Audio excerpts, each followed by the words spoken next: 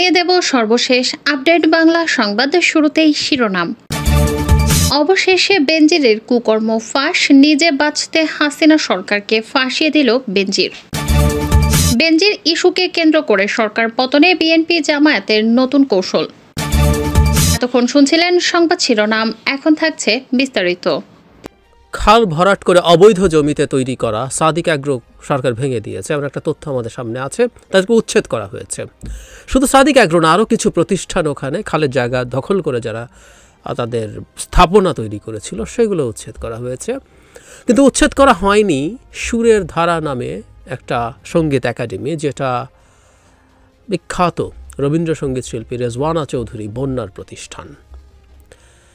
কিভাবে উনি জায়গা দখল করেছেন, কি করেছেন এবং কেন উনি দখল করতে পারেন, বা তিনি কি উচ্ছেদ হবেন, এই প্রশ্নগুলোর জবাব খোঁজার চেষ্টা করব। কিন্তু তার আগে এটুকু নিশ্চিত করে রাখা দরকার, বিস্তারিত যে রিপোর্ট থেকে পড়ব সেই রিপোর্টটি নিয়ে কেউ কেউ বলতে পারেন এই পোর্টালটিতে সরকার বিরোধী নিউজগুলোকেই প্রাধান্য দেওয়া হয়। তার আগে সরকারপন্থীরা কি লিখেছে, কি বলেছে সেটা একটু দেখে রাখতে চাই।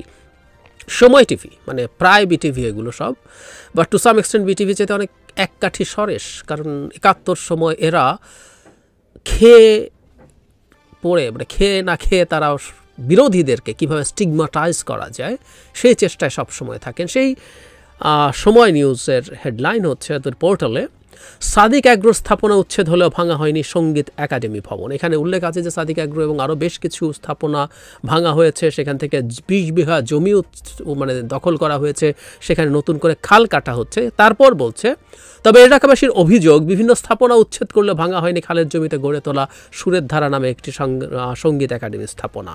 এই স্থাপনা উচ্ছেদ না করায় ক্ষুব্ধ স্থানীয়রা। মানে সময় টিভির পক্ষ থেকে ডিএনসিসির লোকজনের সাথে কথাবার্তা বলা হয়েছে, কোনো চেষ্টা করা হয়েছে, কোনো জবাব তারা পাননি। এর মধ্যে একটা ইন্টারেস্টিং বিষয় আছে, সেটা হলো বিখ্যাত বা আমরা অনেক আলোচিত মানুষ জনাব শ্যামল দত্ত, ভোরের কাগজের সম্পাদক, তিনি এই খাল দখল নিয়ে একটা প্রোগ্রামে গতকালই বলেছেন এরকম, রামচন্দ্রপুর খালের জায়গায় সম্প্রতি সাদিক অ্যাগ্রোর অবৈধ স্থাপনা উচ্ছেদের প্রসঙ্গ এনে এই সাংবাদিক নেতা বলেন শ্যামল দত্ত, রামচন্দ্রপুর খালে দেখলাম আরেক ঘটনা, সেখানে কিছু স্থাপনা উচ্ছেদ হলেও অনেক দখলদার রয়ে গেছে। খালের মধ্যে রামের বোন সীতার বাড়িও আছে, তিনি আবার গানও করেন। সীতা নাকি পানি উন্নয়ন বোর্ডের অনুমোদনও নিয়েছেন। এটা খুঁজে বের করেন, নইলে সাদিক অ্যাগ্রো উচ্ছেদে খুশি হয়ে কোনো লাভ হবে না। সাদিক অ্যাগ্রো বা উচ্ছেদ হয়েছে কেন সেই আলাপও আসবে, কিন্তু শ্যামল দত্ত খুব স্পষ্টভাবে রামের বোন সীতা ইঙ্গিত করছেন এবং উনি গানও করেন। কাকে ইন্ডিকেট করছেন আমরা বুঝতে পারছি। উনিও অন্তত বিরোধী দলীয় মানুষ নন, যথেষ্ট সরকারের সমর্থক হিসাবেই তাকে আমরা জানি। এবার মূল রিপোর্টটায় আসি। মূল রিপোর্টটা হচ্ছে এইরকম, দ্য মিরর এশিয়াতে বেরিয়েছে। আমার কাছে মনে হয় যে এই রিপোর্টটা আমাদের একটু খেয়াল করে রাখা দরকার। গানের স্কুল এটা ৯২ সালে প্রতিষ্ঠিত হয়েছে। ১৯৯৬ সালে মোহাম্মদপুর গাবতলী বেড়িবাঁধের পশ্চিম দিকে বাংলাদেশ আন্তঃজেলা ট্রাক সমিতি সরিয়ে স্কুলটি প্রতিষ্ঠিত হয়। খালের জায়গা দখল করে প্রতিষ্ঠান গড়ে তোলা হয়েছে বলে মিরর এশিয়াকে জানিয়েছেন। মানে এটা উনি ওখানে যখন জমি দেওয়া হয় দীর্ঘদিন চেষ্টা করেছেন, কিন্তু উনি এটা দখল করে উঠতে পারেননি। তারপর কথাটা এরকম, আমি পড়ি সরাসরি রিপোর্ট থেকে, কিন্তু শুরুতে তিনি সফল হতে পারেননি, তাই বলে তিনি থেমেও থাকেননি। ২০০৮ সালে ক্ষমতার পালাবদল ঘটলে তিনি যেমন জমি দখলে যান, বাংলাদেশ আন্তঃজেলা ট্রাক সমিতি ভেঙে গুড়িয়ে দেন তখনকার এমপি, মন্ত্রী ও স্থানীয় কমিশনারের উপস্থিতিতে। মানে এমপি, মন্ত্রী, কমিশনার সবাইকে তিনি উচ্ছেদ করেছেন। ৮ সালের এই আওয়ামী লীগ সরকার ক্ষমতায় আসার পর দখল নেন ৫৫% জমি। এই জমি দখল নিতে গিয়ে উত্তর দিকের বাইতুল জান্নাত জামে মসজিদ ও মাদ্রাসা কমপ্লেক্সের ভবন ভেঙে কিয়দংশ দখল করেন বলে স্থানীয় সূত্রে জানা গেছে। ওই মসজিদ আর মাদ্রাসাও গড়ে উঠেছিল খাল দখল করে, মানে ওগুলো সব খালের উপর স্থাপনা। রেজওয়ানা চৌধুরী বন্যার বিরুদ্ধে অভিযোগ, তিনি এখানে ক্ষান্ত দেননি। আরও জমির প্রয়োজনে রামচন্দ্রপুর খাল ধীরে ধীরে ভরাট করতে থাকেন। খালের নাব্যতা মেরে ফেলে তিনি সেখানে সুরের ধারা প্রতিষ্ঠান গড়ে তোলেন। এই প্রতিষ্ঠানের কারণে খালের উপস্থিতি বোঝারই উপায় নেই এখন। স্থানীয়রা বলছেন তিনি প্রথম খাল ভরাটের কাজ করেন, এরপর সাদিক অ্যাগ্রো তারা খাল ভরাট করে। দ্বিতীয়বারও সুরের ধারা ৫৫% জমি ভরাট করে নিয়ে নেয়। মোট ১১০% জমি সুরের ধারা দখল করে ভোগ করছেন বলে একজন বয়োজ্যেষ্ঠ ব্যক্তি জানান। সূত্র বলছে এটা যেহেতু সাদিক অ্যাগ্রো ভেঙে গুড়িয়ে দিয়েছে। অজুহাত কি? সে খালের জায়গা দখল করে অবৈধ জমিতে ছিল। কিন্তু এখানে কিছু বন্যার ক্ষেত্রে কিছু হয়নি, কারণ তার হাত অনেক বড়। এখানে সরকারের রাজনৈতিক অনেক বড় বড় নেতা আসেন। যাই হোক, এটা আমার আর দরকার নেই। এখন আমরা প্রশ্ন করছি কি হবে তাহলে, কি পরিস্থিতি দাঁড়াতে পারে, এই জিনিসটা খুব জরুরি বোঝা জানা। সাদিক অ্যাগ্রো যখন ছিল দখল করে কি খুব সমস্যা কি হচ্ছিল না। এই যে এগুলো জায়গা দখল করে, খালের জায়গা দখল করে আপনি যে একটা প্রতিষ্ঠান বা ফার্ম বানিয়েছেন, তারপরে আপনি নিয়মিত হেডলাইনে আসছিলেন। সাদিক অ্যাগ্রোকে সবাই চেনে, অনেকেই চেনে। বিরাট দামি গরু, কোটি টাকার উচ্চবংশীয় গরু, এটা সেটা। এর আগেও সাদিক অ্যাগ্রো এই গরু বিক্রি বা বিভিন্ন রকম কোরবানির সময় এর আগের কোরবানির ঈদে, তার আগের কোরবানির ঈদে তারা ভীষণভাবে আলোচিত ছিল। কখনো তো কেউ এই প্রশ্ন করে ওটা উচ্ছেদ করতে যায়নি, কারণ আমরা জানি এরপরে বেরোলো সাদিক অ্যাগ্রোর মালিকের সাথে বেনজিরের খুব খাতির ছিল। বেনজির তার এলাকায় গোপালগঞ্জে যে খামার করেছে, বলা হয়েছে সে রীতিমতো সাদিক অ্যাগ্রোর মালিক ইমরান সাহেব, সম্ভবত ওনার নাম, উনি করে দিয়েছিলেন। সো আপনার ক্ষমতা আছে, মানে আপনি একটা অবৈধ কাজ যখন করবেন, এটা সবাই বুঝি আমরা, আপনার ক্ষমতার কোনো জায়গায় আপনার বিরাট অ্যাক্সেস থাকতে হবে, তার সাপোর্ট থাকতে হবে, আদারওয়াইজ আপনি এটা পেরে উঠবেন না। সো বেনজিরের মতো আরও কেউ হয়তো আছে, তাই তিনি ওটা করেছেন জায়গা দখল করে। উনি গরু চোরাচালানের সিন্ডিকেট নিয়ন্ত্রণ করেন, এইসব অভিযোগও আছে। আমি একটা ভিডিও করেছি ওটা নিয়ে, কিন্তু ওনাকে উচ্ছেদ হতে হলো, কারণ এরপর পাওয়ার ক্ল্যাশ। সেই 12 লাখ টাকা ছাগলের যে গল্প, সেখানে উনি এই গল্প যখন প্রকাশ করলেন মিডিয়ার সামনে, তিনি তার ক্যাম্পেইনের জন্য এটা করেছিলেন, তার সাদিক অ্যাগ্রোর নামের জন্য, কিন্তু শেষ পর্যন্ত সেটাই তার জন্য কাল হলো। এর এক পর্যন্ত কিন্তু কেউ ওটা উচ্ছেদ করতে যায় নাই। মানে আমরা আজকে বাংলাদেশে আমরা তার নাগরিক না, তাই আমরা এই প্রশ্নগুলো করি না। ওটা এতদিন কেন থাকলো? যাদের দায়িত্বে ওটা ছিল, যারা ওটা উচ্ছেদ করেনি, তাদের চাকরি বাকরিও তো থাকার উচিত ছিল না, তাদেরও তো শাস্তি হওয়া উচিত ছিল। কিন্তু আমরা এখন আসলে প্রজা হয়ে গেছি বা কৃতদাস হয়ে গেছে, এবং সবচেয়ে ভয়ঙ্কর কথা যেটা আমি আমাদেরকে ব্লেম করতে চাই, আমরা ওটা মেনেও নিয়েছি টু সাম এক্সটেন্ট। আমরা শুনি, যাই, সামনে আসে, কথা বলি না, পারলে একটু ট্রোল কেউ করি, আমাদের দায়িত্ব শেষ করি। রেজওয়ানা চৌধুরী বন্যার ক্ষেত্রে উনিও যখন দখল করছেন, ওই যে দেখি 8 সালে রীতিমতো এমপি, ওখানকার কমিশনার, নেতা টেতা মিলে তার এটা দখল নিশ্চিত করে দিয়েছেন। কেন? এখানে একজন বলছেন তার এখানে খুব গুরুত্বপূর্ণ লোকজন আসেন। হ্যাঁ, আসেন, এবং আমি তার চাইতে বরং আরও ক্রুড এক্সাম্পল দিই। প্রধানমন্ত্রীর সাথে তার খুব ব্যক্তিগত সম্পর্ক আছে, মানে খাতির আছে। আমরা প্রধানমন্ত্রীর সাথে তার বৈঠকের ছবি দেখি। শুধু সেটা আমি একটা ইন্টারেস্টিং দিকে আপনাদের দৃষ্টি আকর্ষণ করতে চাই। সেটা হচ্ছে 2018 সালে রেজওয়ানা চৌধুরীর বন্যার জন্মদিনের দিন তিনি একটা টিভি প্রোগ্রামে ছিলেন। সেই প্রোগ্রামে হঠাৎ করে তার জন্মদিন উপলক্ষে অনুষ্ঠানটি সাজানো হয়। সেখানে প্রধানমন্ত্রী ফোন করেন। কি বলছেন পড়ি, এটা নিয়ে নিউজ হয়েছিল। প্রধানমন্ত্রী বলেন, বন্যাকে আমার আন্তরিক শুভেচ্ছা, শুভ জন্মদিন বন্যা, তোমার সুরের মূর্ছনায় সারা বাংলাদেশ মোহিত হয়ে থাকুক, সেটাই আমি চাই। যুগ যুগ ধরে তুমি তোমার এই সুরেলা কণ্ঠ বাংলাদেশের মানুষের হৃদয়কে আরও জাগ্রত করুক। আরও সুন্দরভাবে তুমি গান গেয়ে যাও, দীর্ঘজীবী হও, আমার দোয়া সবসময় তোমার জন্য থাকবে, প্রধানমন্ত্রী বলছেন।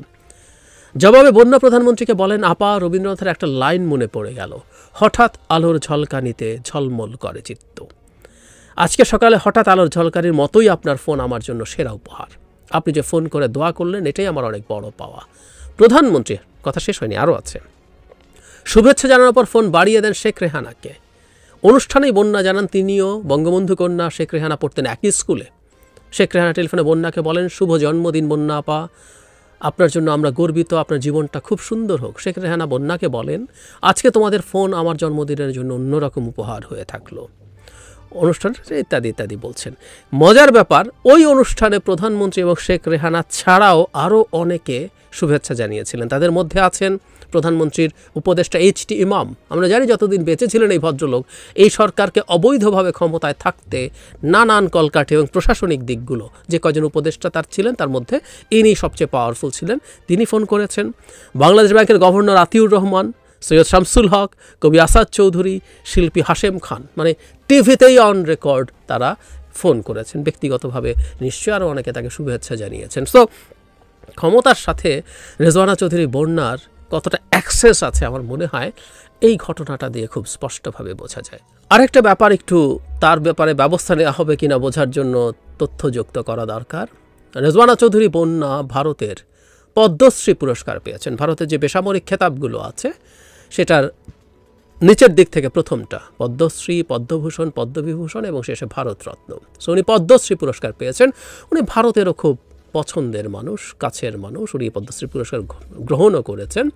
সুতরাং এই তথ্য যদি যোগ করি, তার ক্ষমতার উৎস, তার ক্ষমতার কেন্দ্র কত দিকে ছড়িয়ে আছে আমরা মনে হয় বুঝতে পারি। সুতরাং ওনার জমি দখল করিয়ে দেয়া হবে এবং ওনার জমি এখন উচ্ছেদ হবে কি না, আমার মনে হয় এই ঘটনাগুলোকে আমরা যদি সাজাই, সেই জবাব আমরা টু সাম এক্সটেন্ট পেয়ে যাব। কারণ রেজওয়ানা চৌধুরী বন্যা অন্তত ক্ষমতার কেন্দ্রের কারোর সাথে কোনো ক্ল্যাশে লেগে যাননি। অবশ্য এখন যদি প্রচুর শোরগোল ফেসবুকে হয়, তাহলে কেউ ধারণা করতে পারি আমরা যে কোনো পদক্ষেপ নেওয়ার চেষ্টা হতে পারে। কিন্তু আমি ব্যক্তিগতভাবে মনে করি বন্যার এই সুরের ধারা খুব সুন্দর মতো টিকে যাবারই কথা। এবং খুব বেশি শোরগোল হলে হয়তো একটা অংশ একটু সরিয়ে দেখিয়ে একটু করার চেষ্টা করা হবে। কিন্তু আমরা সোফার যেটা জানলাম, 55% দখল করা হয়েছে। আগেও যে ট্রাক মালিক সমিতি, সেটাও খালের মধ্যে জমি ছিল, সেটা নেওয়া হয়েছে। পরে ধাপে ধাপে খাল ভরাট করা হয়েছে। ধীরে ধীরে আরও একই পরিমাণ জমি, 110% জমি দখল করে নেওয়া হয়েছে। তো আমরা বুঝতে পারি বিরাট একটা জায়গা এবং সেই জিনিসটা হয়েছে। আপনি বাংলাদেশে কখনো কোনো অনিয়ম করবেন, কোনো অন্যায় করবেন, কোনো না কোনো ফর্মে আপনার একটা ক্ষমতা থাকতে হবে। কোনো না কোনো জায়গায় আপনার একটা হ্যাডাম আছে, সে কারণে আপনি আসলে এটা করতে পারেন। এবং রেজওয়ানা চৌধুরীর বন্যা যে জায়গায় অ্যাক্সেস আমরা আছে দেখতে পাচ্ছি, তিনি এটা করতেই পারেন। সুতরাং বুঝতেই পারি আমরা সাদিক অ্যাগ্রো কেন করতে পেরেছিল, বহাল তবিয়তে টিকেছিল। আবার সাদিক অ্যাগ্রো সামহাউ উচ্ছেদ হতে হয়েছে পরে, কেন সেটাও বুঝতে পারি। ঠিক একইভাবে রেজওয়ানা চৌধুরী বন্যা কীভাবে এই কাজটা করতে পারেন। এবং আমরা অনেকে ট্রোল করছি বাংলাদেশে, যারা ট্রোলের উপযোগীয় ব্যাপারটা, মানে আমরা শিল্প, সাহিত্য, সংস্কৃতি নিয়ে অনেক আলাপ করি, বিশেষ করে আওয়ামী লীগের পক্ষ থেকে। এবং আওয়ামী লীগের এই যে কালচারাল যে সোলজার্স আছেন, তার মধ্যে রেজওয়ানা চৌধুরী বন্যা একজন। আপনি মানুষের সামনে এগুলোর কথা প্রচুর বলেন, কিন্তু আপনি যখন এই ধরনের অন্যায় করে এই ধরনের কাজ করেন, তখন খুব স্বাভাবিকভাবে এই প্রশ্ন পাল্টাভাবে আসে। আমাদের এক ধরনের ক্লেমিং আছে, আমরা শিল্প, সাহিত্য, সংস্কৃতির সাথে যারা থাকে তারা মানুষ হিসাবে এরকম ওরকম। কিন্তু আমরা দেখি ঘুরে ফিরে আওয়ামী লীগের সাথে যারা যান, আওয়ামী লীগের সাথে যারা থাকেন, আমি বহুদিন একটা কথা বলেছি যে এই যুগে কেউ একজন আওয়ামী লীগের সাথে আছেন, সেটা রাজনীতির ফর্মে হোক বা অন্য কোনো ফর্মে হোক, এটাই যথেষ্ট সেই মানুষটা আসলে দিনের শেষে ভালো মানুষ নন, এটা প্রমাণ করার জন্য। সো রেজওয়ানা চৌধুরী বন্যা যখন এভাবে এক্সপোজড হয়েছেন, জনগণ খুব স্বাভাবিকভাবে, নেটিজেনদের কথা বলছি, ফেসবুকে তারা বিভিন্ন রকম ট্রোলে ভরিয়ে দিয়েছেন। এটা ওনার প্রাপ্য। আমার নিজেরও একটু খারাপই লেগেছে আজকে তাকে নিয়ে কথা বলতে। আমি খুব ছোটোবেলা থেকে রবীন্দ্রসঙ্গীত শুনি। আমরা জন্মেছি, বিশেষ করে বেড়ে ওঠার সময়টা বাংলাদেশের ব্যান্ডের জাগরণের সময়। আমরা প্রচুর ব্যান্ডের গান শুনেছি, কিন্তু খুব ছোটোবেলা থেকে আমি আমার বন্ধুদের সাথে, এই যে একটা জায়গায় ডিফারেন্স ছিল, ওর সাথে সাথে আমি রবীন্দ্রসঙ্গীতও খুব শুনতাম।